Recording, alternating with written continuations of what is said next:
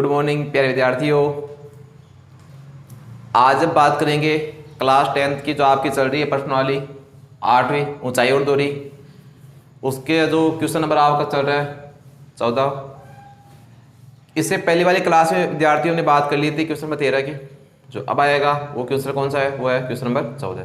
विद्यार्थियों जो question number 14 दे रखा है वो इस प्रकार से क्या रखा आपको कि एक मीनार के आधार से 100 मीटर दूरी पर स्थित बिंदु से शिखर का उन्नयन कोण 30 डिग्री है, तो मीनार की ऊंचाई ज्ञात कीजिए। ठीक है विद्यार्थियों, इस प्रश्न को हम कर रहे हैं ना।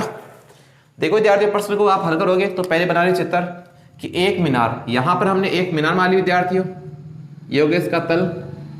एक मीनार के आधार से 100 मीटर की दूरी पर, यहां से 100 मीटर की दूरी पर इस जो सूर्य का दूरी पर स्थित बिंदु से शिखर का उन्नयन कोण, शिखर का उन्नयन कोण कितना विद्यार्थी हो रहा है इसमें? 30 डिग्री। ए बी सी, ठीक है। यहां से यहां तक कितना दूरी चला? वो चला 100 मीटर की दूरी। आपको निकालनी है इसकी ऊंचाई। ऊंचाई को मान लेते हैं h, लिख देना आता है। ठीक है विद्यार्थियों, यहां लिख देना माना कि मीनार की ऊंचाई। विद्यार्थियों ने मीनार की ऊंचाई को क्या माना विद्यार्थियों ने? h माना ना, लिख देना यहां पर h है। ठीक है, अतः tan थीटा बराबर क्या होता है? लंब बटा आधार। लंब क्या आ रहा है इसमें? लंब आ रहा है h, आधार कितना? आधार 100 आ रहा है ना, और tan का tan थीटा का मान 30 आ रहा है, बराबर h बटा 100 का h बटा 100। इसका मान हो गया 1 बटा √3 हो जाएगा। सही विद्यार्थी याद है। और h बटा 100 गुणा करोगे बच्चे, गुणा तो इसको इससे गुणा, इसको इससे गुणा करोगे, ऊपर आ जाएगा ये 100 बटा √3 हो जाएगा। किसका मान हो जाएगा? h का मान। अतः h बराबर 100 बटा √3। यहां तक सही है।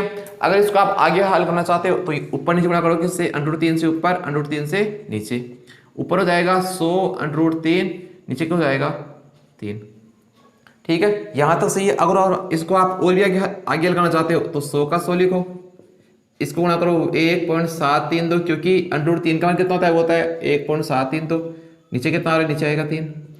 गुणा करोगे यहाँ पर आएगा 17। देखो विद्यार्थियों, दो संख्या इधर ले जाओगे पॉइंट को तो जाएगा 173.2 बटा 3।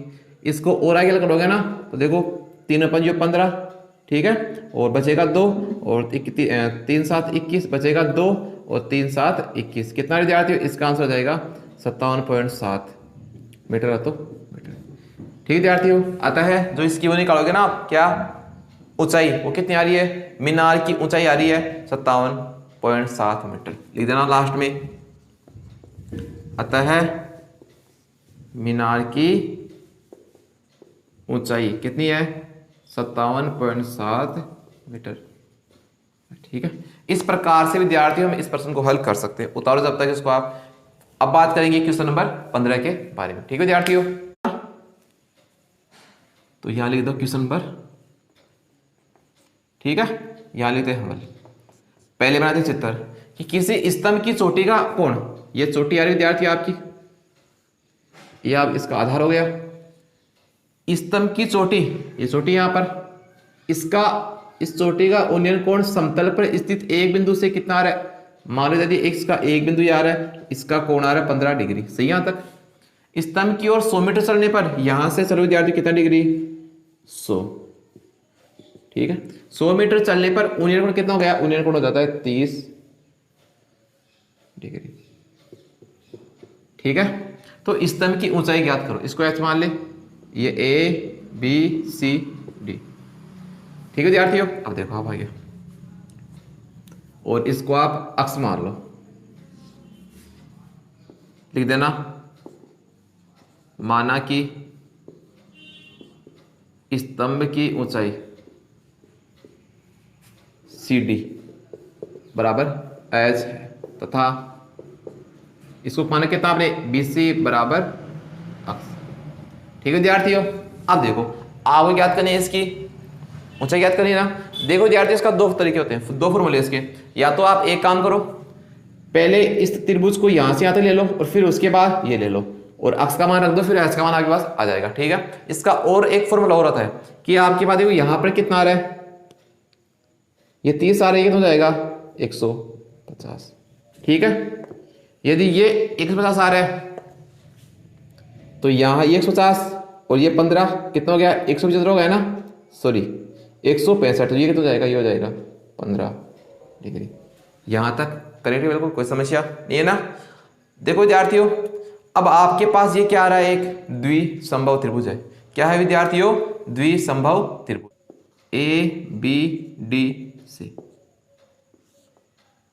ए बी डी से बात करें हम, त्रिभुज ए बी डी से बात करें। देखो इसका डी ए बी, कोण डी ए बी बराबर कोण ए डी बी, कोण ए डी बी कितना आ रहा है, 15 डिग्री आ रहा नहीं आ रहा है, इसका मान 15 आ रहा है, इसका 15 है। अतः त्रिभुज ए बी डी एक द्विसंभव त्रिभुज है। क्या है विद्यार्थियों, द्विसंभव, इसे बोलते हैं त्रिभुज। आप इसको हिंदी में लिख सकते हो। कौन सा त्रिभुज है ये, द्विसंभव त्रिभुज है। सही है यहाँ तक, ठीक है। आगे देखो आप, अब देखो यदि इसका मान 100 रहा है, इस भुजा का मान, तो इसमें एक भुजा और होगी जिसका मान कितना होगा, 100 होगा, ठीक है। यानी इसका देखो, इसका 15 डिग्री आ रहा है, इसका 15 डिग्री आ रहा है। अतः यहां से जो ये होगी ना आपकी बी डी, ये भी कितना जाएगी, 100 मीटर। क्यों होगी, क्योंकि ये कौन सा त्रिभुज आ रहा है विद्यार्थियों, ये आ रहा है द्विसंभव त्रिभुज, ठीक है। तो यहां पर लिख देना, अतः त्रिभुज ए बी डी क्या है, एक द्विसंभव त्रिभुज है। अतः ए बी बराबर बी डी बराबर कितना आ रहा है, 100 मीटर हो गया, ठीक है। और आपकी ये सी डी आ रही है, कितनी आ रही है, सी डी एच। अतः बात कर लो त्रिभुज डी बी सी से, डी बी सी से बात कर ले, तो यहाँ पर लिखोगे आप साइन थीटा लंब बटावा करण। इसमें देखो लंब कितना आ रहा है विद्यार्थी, इसका लंब आ रहा है एच, और इस करण की बात करें यहाँ से यहाँ तक, क्योंकि कितनी आ रही है, वो आ रही है 100। सही यहाँ तक। साइन का साइन कितना, थीटा का मान, थीटा का मान आ रहा है इसमें 30 आ रहा है ना, 30 का 30 लिख दो, और एच बटावा 100 जाएगा, ठीक है। इसका मान हल करोगे ना आप, तो साइन 30 का कितना होता है 1 बटावा कितना होगा, 1 बटावा 2 होगा ना, और यहाँ कितना आ रहा है, एच बटावा 100।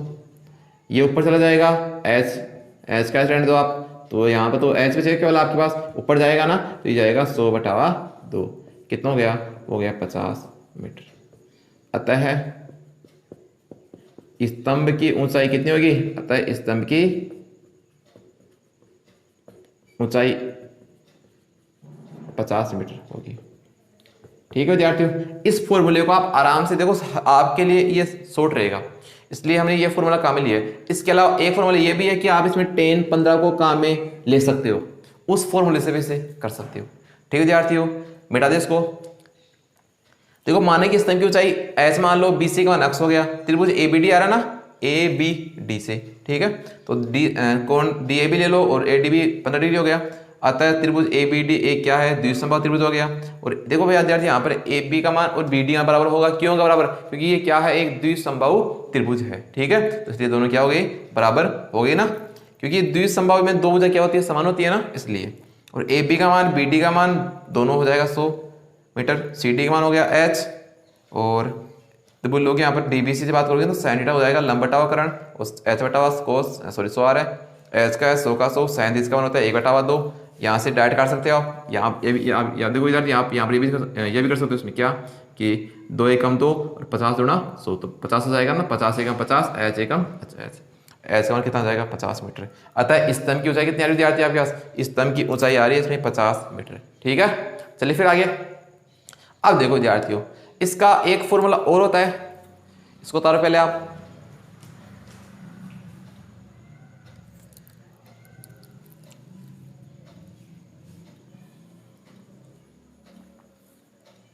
चले आगे। अब देखो विद्यार्थी इसका एक फॉर्मूला और देख लो, फटाफट देखना चाहते हो तो फिर आगे चले। उस फॉर्मूले से भी आप इस प्रश्न को आराम से कर सकते हो, ठीक है।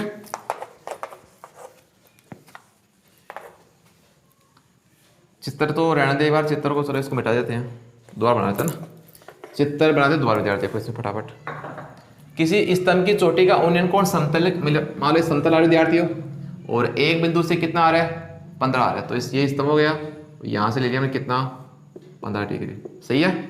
और स्तंभ की ओर 100 मीटर चलने पर यहाँ पर से चलो 100, कितना हो रहा है, वो हो रहा है इसमें 30 डिग्री। सही है विद्यार्थी यहाँ पर। अब देखो इसको मान लो आप ABCD, ठीक है। स्तंभ की ऊंचाई मान लो H, यहाँ तक सही है बिल्कुल, ठीक है। तो बात करें किससे, माना कि स्तंभ की ऊंचाई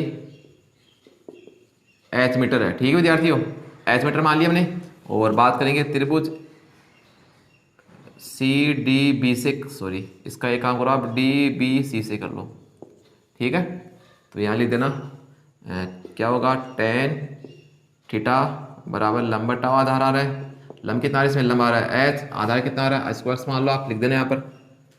माना कि स्तंभ की ऊंचाई H तथा BC बराबर x मीटर है। सही यहाँ तक, ठीक है।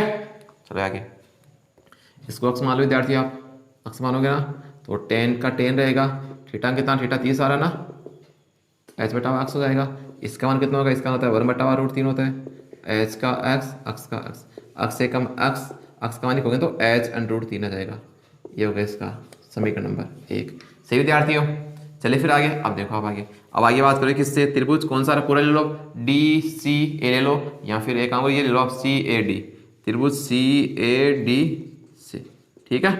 तो त्रिभुज CAD क्या कह रहा है, वो कह रहा है कि tan थीटा बराबर लंब बटा आधार, लंब आ रहा है इसमें H, इसकी बात करें आधार की वो होता है 100 प्लस का x। सही है, यहाँ पर देखो tan का tan रहेगा, थीटा कितना थीटा आ रहा है 15 डिग्री आ रहा है ना, और यहाँ पर H का H 100 का 100, इसका मान कितना है, इसका मान आ रहा है h√3। सही यहाँ तक।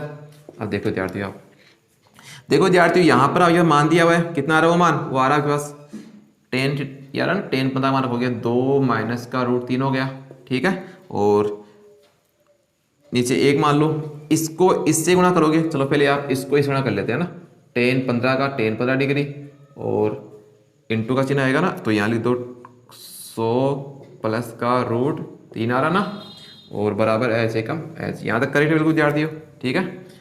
इसको आप इधर ले आओगे h बराबर इसका, इसको इधर लाओगे और इसका मान दो कितना आ रहा है, इसका मान वो आ रहा है 2 माइनस का √3 आ रहा है, यहाँ आ रहा है 100 प्लस का √3। यहाँ तक सही प्रिय विद्यार्थियों, ठीक है। अब देखो आप आगे, h बराबर इसको इससे गुणा करोगे हो जाएगा 200, इसको इस गुणा हो जाएगा 2 प्लस 2√3, इसको इस गुणा हो जाएगा माइनस का 100√3 हो गया, ठीक है यहाँ तक। और इसको इस गुणा हो जाएगा माइनस का 3। यहाँ तक करेक्ट विद्यार्थियों, या तो कोई समस्या नहीं है ना, इसको आप आराम से हल कर सकते हो, ठीक है। अब देखो आप आगे, आपको निकालें इसकी ऊंचाई का मान। चलिए फिर आगे देखो आप आगे, h का h विद्यार्थी, इसमें एक h भी था ना आपके पास, देखो यहाँ पर था 100 प्लस h√3 था, तो यहाँ पर आपको h भी लिखना है विद्यार्थी। इसमें h भूल जाओगे ना तो आपका आंसर गलत हो जाएगा। तो यहाँ पर सही है, इसको गुणा करो इसको 200, इसको गुणा करो तो आ जाएगा 2 h√3 आएगा ना विद्यार्थियों, ठीक है। और इसको गुणा करो इससे माइनस का 100√3 हो गया, माइनस का 3h। यहाँ तक करेक्ट है बिल्कुल, ठीक है। अब देखो जो h है ना उसको आप इधर ले आओ, यहाँ पर h हो जाएगा, इधर लाओगे ये प्लस का 3h, इधर लाओगे माइनस का 2h√3, इधर देखो बचेगा क्या 100 बच रहा है आपके पास, माइनस का 100√3 बच रहा है। यहाँ तक करेक्ट है बिल्कुल विद्यार्थियों। इसको मिटा देते हैं ना यहाँ से, ठीक है। इसको उतार लो, ढंग से उतार लिया होगा शायद आपने, स्क्रीनशॉट वगैरह जो भी लेना चाहते हो आप ले सकते हो, ठीक है। चलिए फिर आगे देखो आप आगे विद्यार्थियों, इसको पर्सन को मिटाते, देखो 4h हो जाएगा और प्लस माइनस का 2h√3 बराबर 200 माइनस का 100√3 हो गया ना यहाँ पर, ठीक है। तो यहाँ पर करोगे ना तो यहाँ से 2h बाहर निकालो आप, यहाँ बच जाएगा 2 माइनस का √3 बच रहा है, यहाँ से 100 बाहर निकालोगे आप, यहाँ बच गया 2 माइनस का √3, ठीक है। तो देखो विद्यार्थियों, आप यहाँ से इस 2 माइनस √3 को 2 माइनस √3 से काट दो, यहाँ बच रहा है 2h बराबर 100 बच रहा है, h बराबर 100 बटा 2 हो गया, h का मान कितना आ रहा है 50 मीटर, ठीक है। अतः स्तंभ की ऊंचाई, अतः स्तंभ की ऊंचाई कितनी चाहिए विद्यार्थी, वो हो रही है 50 मीटर, ठीक है विद्यार्थियों। इस प्रकार से विद्यार्थियों आपका जो क्वेश्चन नंबर 15 है ना, इसको आप दो तरीके से या दो फॉर्मूले से कर सकते हो। दोनों इजी विद्यार्थी, उसमें किया कुछ नहीं है, इसमें वो हमने वो द्विसमभाव वगैरह लिखा है। इसमें आप सीधे डायरेक्ट तरीके से आप इसको आराम से हल कर सकते हो। ठीक है विद्यार्थियों, उतारे इसको।